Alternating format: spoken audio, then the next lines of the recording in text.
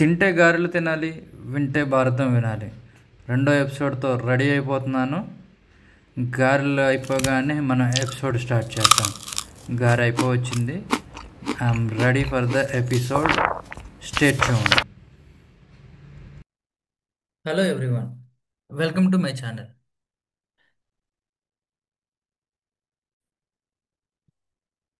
యదా యదా హి ధర్మస్య గ్లానిర్భవతి భారత, అభ్యున్నత్ ధర్మస్య తదాత్మానం సృజామ్యహం.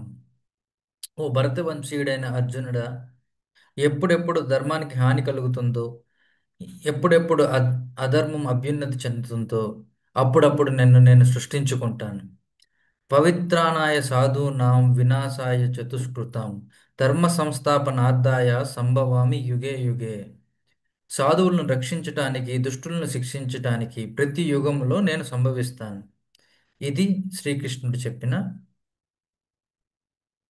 లోని వాక్యం. ఈ గీత ఎప్పుడు జరిగింది? కురుక్షేత్రంలో. ఆ కురుక్షేత్రం మహాభారతంలోని ఒక భాగం. ఆ మహాభారతాన్ని మనం చెప్పుకుందాం. మొదటి ఎపిసోడ్ నేను చెప్పాను. ఇప్పుడు రెండో ఎపిసోడ్. నేను ఏఐ జనరేటెడ్ హాట్స్టార్ సీరియల్ని ఫాలో అవుతున్నాను. అది వేదవ్యాసుడు రచించిన మహాభారతం నుండి తీసుకొని చాలా అద్భుతంగా చేశారు. మీరు కూడా చూడండి. మొదటి ఎపిసోడ్ లాస్ట్లో ఏమవుతుంది? నలుగురు పుత్రులను చంపేస్తుంది గంగాదేవి. శాంతనుడికి గంగకి పుట్టిన పుత్రులను పుట్టినట్టుగా చంపేస్తుంది. ఎందుకు చంపేస్తున్నది అనే విషయాన్ని మనం ఈ ఎపిసోడ్లో తెలుసుకుందాం. సో, ఇప్పుడు ఏడుగురు చనిపోతారు. ఎనిమిదో పుత్రుడు. ఈ ఎనిమిదో పుత్రుడు కూడా జన్మించిన తర్వాత గంగలో ముంచేస్తుంది గంగాదేవి అనే భయం శాంతన్ మహారాజ్కి చాలా పెరుగుతా వస్తుంది. సో పెరుగుతా వస్తున్నప్పుడు శాంతన్ మహారాజ్ ఏం ఆలోచిస్తాడంటే, రాజధర్మంతో పాటు తండ్రి ధర్మం కూడా నేను చేయాల్సి ఉంటుంది. సో ఈసారి నేను గంగని ఆపుతాను. రాజధర్మం కోసం ఇచ్చిన మాటకి నేను కట్టుబడి గంగని నేను ఆపట్లేదు. కానీ ఈసారి నేను ఆపుతాను అని అనుకుంటాడు. యాజ్ ఇట్ ఈస్ గంగాదేవి మళ్ళీ బాబుని పట్టుకుని గంగా ఒడ్డుకి వెళ్తుంది. సో అప్పుడు శాంతనుడు అడుగుతాడు, ఒక తల్లి ఉండి నువ్వు ఇట్లా ఎలా చంపబోతున్నావు? నేను ఈరోజు తెలుసుకోవాలి. ఇట్లా చంపడం సరికాదు అని. అప్పుడు మనకి గంగాదేవి చెప్తుంది అన్నమాట, మొత్తానికి మీరు మీ మాటను తప్పారు. సో ఇంక నేను స్వర్గలోకానికి వెళ్ళిపోవాల్సిన సమయం ఆసన్నమైంది అని చెప్తూ, మీరు అడిగారు కాబట్టి నేను మీకు నేను ఎందుకు ఇట్లా చేశాను అనేది చెప్తాను అంటుంది. సో, ఒక మాత అయ్యి నేను ఇంత కటువుగా ఉండడానికి కారణం ఏంటంటే, మనకి పుట్టిన 8 మంది 8 వసువులు. వసువులు అంటే 8 మంది దేవతలు అన్నమాట. మన ప్రకృతిలోని మూలికలకి సంబంధించిన వాళ్ళు వీళ్ళు. వీళ్ళు ఇంద్రలోకంలో స్వర్గలోకంలో ఉంటారన్నమాట. వీళ్ళు ఎవరంటే మనకి తెలిసిందే, నీరు, భూమి, ఆ, అగ్గి, ఆ, వాయువు, ఆకాశం, చంద్రుడు, సూర్యుడు, నక్షత్రాలు. సో ఈ 8 మంది వసువులు, వీళ్ళు ఒకరోజు, వీళ్ళకి ఒక శాపం ఉంది. ఆ శాప విమోచనానికి వీళ్ళు మన కడుపును పుట్టారు. ఆ శాప విమోచనం కోసం నేను వీళ్ళని చంపేస్తున్నాను అని చెప్తుంది. ఈ 8వ వాడు అందరికన్నా ఎక్కువ పాపం చేశాడు. సో ఓ వీడు మానవ జన్మ ఎత్తడం అంటేనే అది దుఃఖాలయం అంటారు ఈ భూమిని. ఆ దుఃఖాలయంలో మనం ఈ దుఃఖం అనుభవించాలన్నమాట. ఈ మానవ జన్మ పూర్తిగా ఇతను అనుభవించాలి అనేది ఇతనికి శాపం. అందుకే ఈరోజు మీరు నన్ను ఆపారు. సో ఇతన్ని నేను చంపట్లేదు అని చెప్తుంది మాట గంగ. సో ఇక్కడ మనకు అర్థం అవ్వాల్సిన పాయింట్ ఏంటంటే, ఇక్కడ మనం ఏదో చేసేస్తున్నాం అనుకుంటాం. శాంతనుడు కూడా నేను గంగని అడిగేసి ఆపేస్తున్నాను, ఈ కొడుకుని రక్షించేస్తున్నాను అనుకుంటున్నాడు. కానీ శాంతనుడు రక్షించట్లే. వాళ్ళ ఏడుగురికి ముక్తి వచ్చి వాళ్ళు చనిపోయారు. వీడికి ముక్తి రాలా. వీడి శాపం ఉంది, వీడు బతకాలని ఉంది. అందుకనే శాంతనుడు నోటంట ఆ మాట వచ్చింది. గంగ వాడిని చంపకుండా వాడిని ఉంచేసింది. మనం అంతా అనుకుంటాం మనం ఏదో చేస్తున్నాం. ప్రతి కర్మకి ఆ కర్మ ఫలం ఉంటది. మనం దాన్ని అనుభవించాల్సిందే. అది మంచైనా, చెడైనా. ఇప్పుడు కథలోకి వెళ్తే, కథలో నెక్స్ట్ ఏంటంటే అడుగుతాడనమాట. ఈ వస్తువులు ఎవరు? ఇప్పుడు నేను చెప్పిన వస్తువులు అసలు ఏంటి స్టోరీ? వీళ్ళకి ఎందుకు శాపం వచ్చింది అనేది ఇక్కడ మన కథ ఇప్పుడు నెక్స్ట్. సో ఈ కథలో ఏమవుతుంది? వీళ్ళు 8 మంది వస్తువులు అన్ని లోకాలు దర్శనార్థం అలా తిరుగుతూ ఉంటే, ఓ రోజు వశిష్ఠ ముని ఆశ్రమానికి వెళ్తారన్నమాట. అక్కడ నందిని అనే ఒక గోవు ఉంటుంది. అది కామధేనువు, మన కామధేను అనమాట. అది ఏ కోరికనైనా తీర్చే గోవు.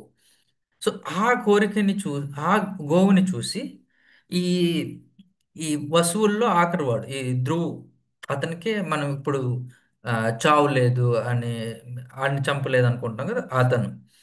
సో అతని భార్య నాకు ఆ ఆవు కావాలి అని అడుగుతుంది అనమాట.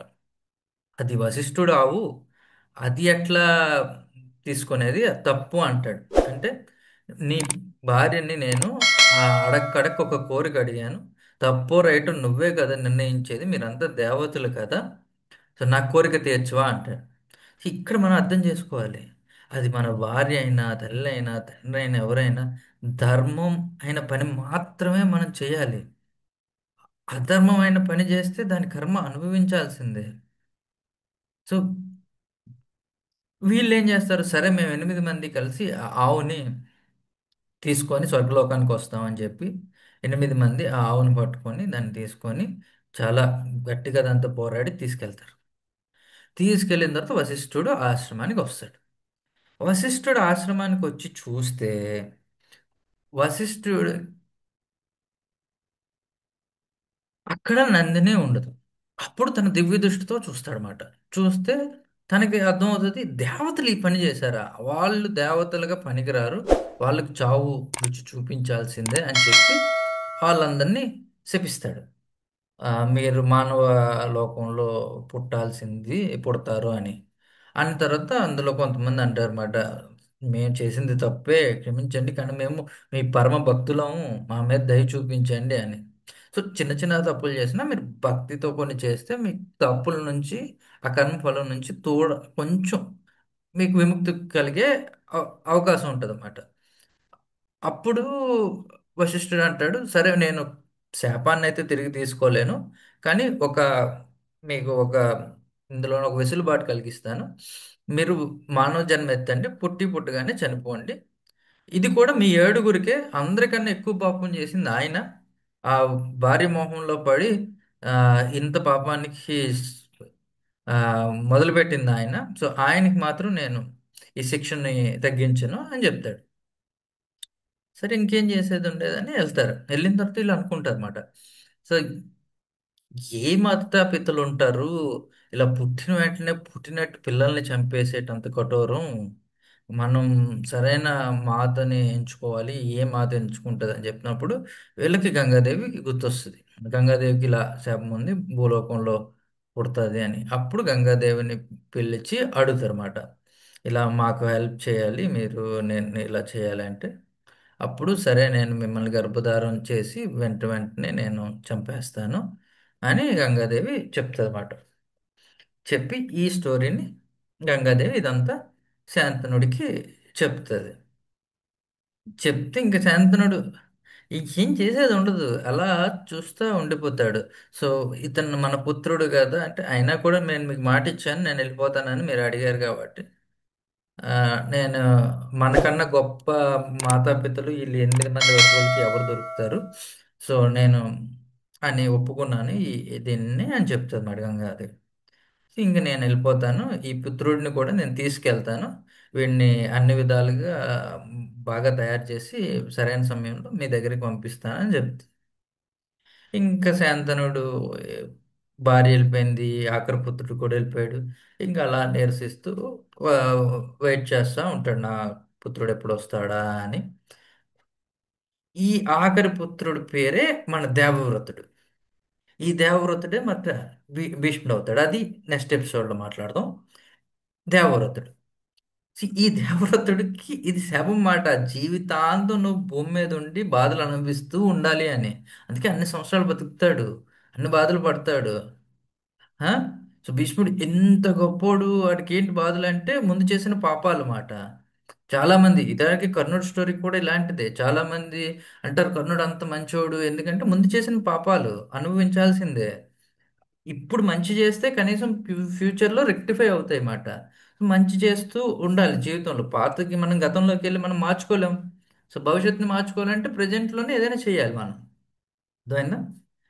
సో ఇప్పుడు దేవవ్రతుడు స్వర్గంలో అన్ని విద్యలు నేర్చుకుంటాడు. ధనుర్వేదం, శస్త్ర విద్యలు, శౌర్యం అంతా నేర్చుకుంటాడు. అతని మెయిన్ గురువు పరశురామ మహాప్రభు, ఆయన నేర్పుతాడు. ఇంకా వేరే గురువులు కూడా ఉంటారు. ఓ రోజు ఇలాగే శాంతనుడు అలా గంగానది ఒడ్డున వెళ్తూ ఉండగా, గంగానది ఫ్లో చాలా ఎక్కువ ఉంటుంది.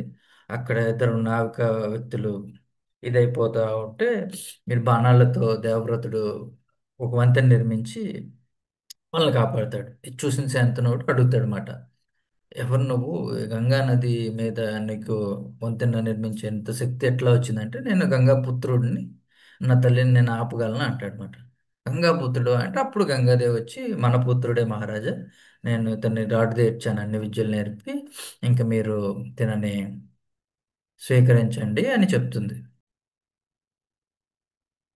అప్పుడు ఇంకా శాంతనుడికి పెద్ద రిలీఫ్ మాట, అమ్మ కొడుకు వచ్చాడని. వెంటనే హస్తినాపురంలో యువరాజుగా నేను ఇతన్ని అనౌన్స్ చేస్తానని చెప్పి పెద్ద ఫంక్షన్ ఏర్పాటు చేసి యువరాజుని చేస్తాడు. అయిపోయింది. ఇక్కడతో స్టోరీ కొంచెం సుఖవంతమైంది. కానీ మనిషి బుద్ధులు మారవుగా. సో మళ్ళీ ఇతనికి శాపం కూడా ఉంది. ఇంత సుఖంగా బతుకుతాడనేది కాదు కదా శాపం, దుఃఖంతో బతకాలి. మా ముచ్చులోకంలోకి వచ్చాడు దేవత అయ్యుండి. సో అప్పుడు శాంతనుడు అలా షికారు వెళ్తే యమున ఒడ్డున ఒక బోట్ నడుపుతూ ఒక అమ్మాయి కనిపిస్తుంది. చూడండి నాళ్ళ బాధ, ఇప్పుడు సుఖం వచ్చింది, కొడుకు వచ్చాడు, సో ఇంకా సుఖాలు కోరుకుంటుంది అన్నమాట శరీరం. మైండ్ కంట్రోల్ ఉండదు మనిషికి. సో ఇంకా శరీరం సుఖాలని కోరుకుంటుంది. సో కొడుక్కి పెళ్లి చేయాల్సిన టైంలో ఆ అమ్మాయిని చూసి వాడు ప్రేమలో పడతాడు శాంతను మహారాజు. ఈ అన్నిటికీ లింక్ మాట. ఈ శాంతను మహారాజు భూమి మీదకి ఎలా వచ్చాడు? మొదట్లో బ్రహ్మలోకంలో గంగని చూసి వచ్చాడు. ఇక్కడ మళ్ళీ గంగని ప్రేమించాడు. ఫస్ట్ ఎపిసోడ్ లో ఒక డైలాగ్ వేస్తాడు చెప్పాను కదా. అలాగే ఇప్పుడు అలాగే ఇప్పుడు కూడా ఒక డైలాగ్ వేస్తాడు అనమాట. అదేంటంటే, ఈ సంగీతం నీలోంచి వస్తుందా నదిలోంచి వస్తుందా అని. ఫస్ట్ ఎపిసోడ్లో ఇతను వేసిన డైలాగ్ గుర్తుంటే మీరు కామెంట్ చేయండి. ఆ? సో అప్పుడు అడుగుతాడు, నేను చాలా సౌందర్యంగా ఉన్నావు, చాలా మంచిదానిలా ఉన్నావు, నేను నిన్ను పెళ్లి చేసుకోవాలనుకుంటున్నాను, నా రాణిని చేసుకోవాలనుకుంటున్నాను, నీకు ఓకేనా అంటే ఆవిడేమో, నా చేతుల్లో ఏముంది, నేను నిషధరాజు పుత్రికని, మా తండ్రిని అడగండి, మా తండ్రి ఒప్పుకుంటే నేను మిమ్మల్ని పెళ్లి చేసుకుంటాను అని చెప్తుందన్నమాట. చెప్తే వెంటనే వీడు రాజ్యం నుంచి రథం తీసుకొని రాజభోగాలతో వెళ్తాడు. తర్వాత అక్కడ వాళ్ళు ఫుడ్ అవి పెడతారు, నిషధరాజు కదా, చేపలు అవి పెడతారు. సో ఇంకా తింటాడు. తిని నేను ఇలా రాజుని చేసుకోవాలనుకుంటున్నాను, నీ కూతుర్ని, నీకు సమ్మతం అయితే నేను రాణిని చేసుకుంటానని చెప్తాడనమాట. ఇక్కడ ట్విస్ట్, మొత్తం మన మహాభారతం స్టార్ట్ అయ్యే ట్విస్ట్ మాట. ఆయన ఏమంటాడు, నేను ఈ పెళ్లికి ఒప్పుకుంటా, మీకన్నా యోగ్యుడైన వరుడు నా కూతురికి దొరకడు, కాకపోతే నాదొక షరతు ఏంటంటే, నా కూతురికి పుట్టిన పిల్లలు హస్తినాపురానికి రాజు అవ్వాలి అంటాడు. సో హస్తినాపురానికి రాజు ఆల్రెడీ దేవవ్రతుడిని యువరాజుగా డిక్లేర్ చేశాడు కదా. ఇప్పుడు ఇతను వచ్చి ఎట్లా అంటే ఎట్లా, అంటే ఆయన అంటాడు, నా కూతురు హితం కోరుకోవడమే కదా తండ్రి కర్తవ్యం అంటాడు. ఇప్పుడు మరి వీడికి కొడుకు హితం కోరుకోవాలి కదా అలాంటప్పుడు.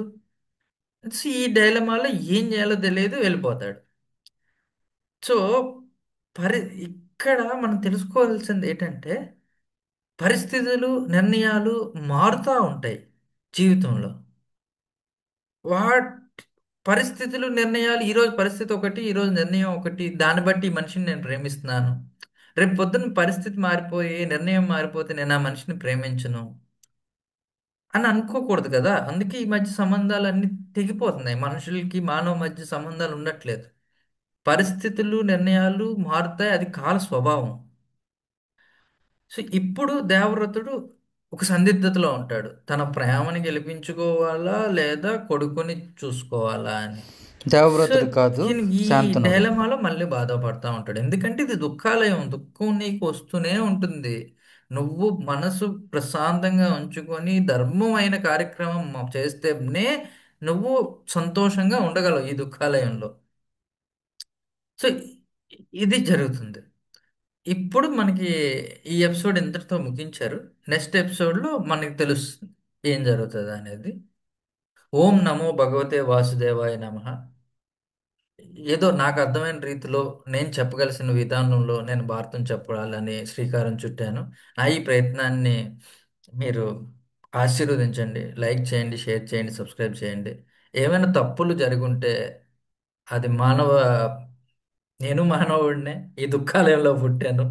సో నన్ను క్షమించి ఆశీర్వదించండి అని కోరుకుంటూ సెలవు. వీడియోని 10 మందికి చేరాలంటే హైప్ చేయండి.